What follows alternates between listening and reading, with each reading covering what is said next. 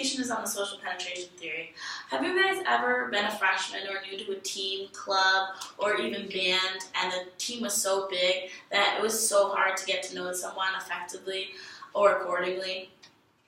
So my purpose of this presentation is that I'm going to apply the social penetration theory to being a freshman gymnast here at the college at Brockport. I argue that the more we use the social penetration theory inside and outside the gym, the better our communication, friendship, relationship with one another is going to be. It's going to be so much stronger.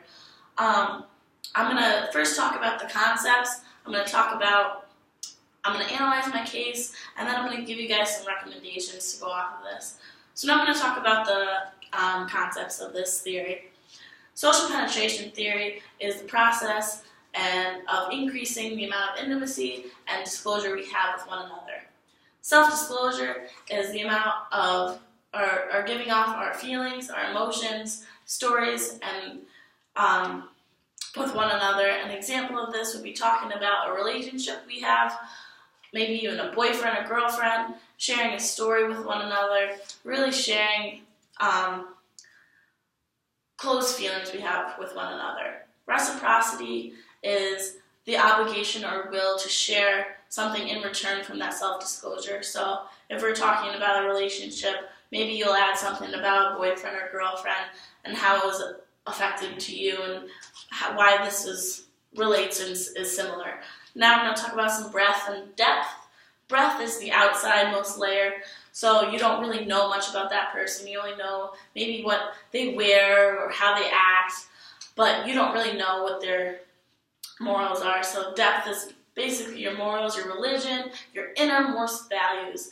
And so it's basically you know everything about that person. They're sharing so much with you. And now I'm going to turn to my case. On gymnastics, being a freshman, it's so hard to get to know so many people on the team. We have about 30 girls on our team from freshman, sophomore, junior, senior. And the upperclassmen already have a special bond with one another. And there was 13 incoming freshmen.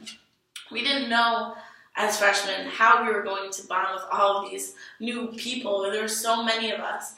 It was crazy just to think that, all 13 of us freshmen can bond with, 20 of them and make it work. But our seniors actually gave us team bonding activities to do in order to become more of a team and closely knitted individuals. So the team bonding activities we did were things just like baking cookies, going over to pasta dinners, making team banners. And actually in one of these team banner moments, and making these banners for our team and for the meet that we have the next upcoming weekend, I was able to sit down with one of my seniors. We just started talking about the meet, and she unfortunately could not compete in the meet because she just recently tore ACL. She self-disclosed to me some information about her tearing her ACL and how much it really did affect her. And morally, she was feeling hurt, and she was really mentally not there, and I was able to reciprocate my feelings because I tore my ACL my junior year of high school, and I was able to tell her about my rehabilitation, mentally how I was able to overcome the obstacle and become a better gymnast, a better person because of it. And we were able to share and talk for a long time about the process, the injury. And after that, we got into more conversations actually about gymnastics, our family, and now every day we were able to share we were able to self-disclose new things every day with one another because we started a relationship. And that's the best thing for these team bonding activities are the best thing for us because we were able to come together, self-disclose with one another, reciprocate with one another, and start a relationship. And that's how our team got close. But now I'm going to talk about a recommendation. Now that I've talked about my case, I'm going to talk to you guys more about some recommendations I have for you guys. So the first thing I think is important is to have a show and tell weekly.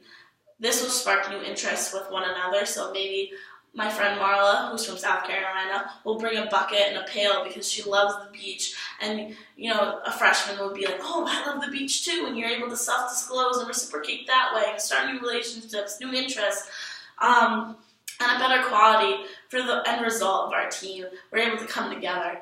And the second recommendation I have for you guys is to split up into two teams in the beginning without practicing. So maybe September 1st, when we first just get here, do some communication games. So we're going to split up into Team A, Team B, blindfold one person on each team, and use your communication skills to get that person through the maze to the end. And I think that will help, really break like an icebreaker, really break some tension and awkward encounters at first. And I think that will help us come together as one.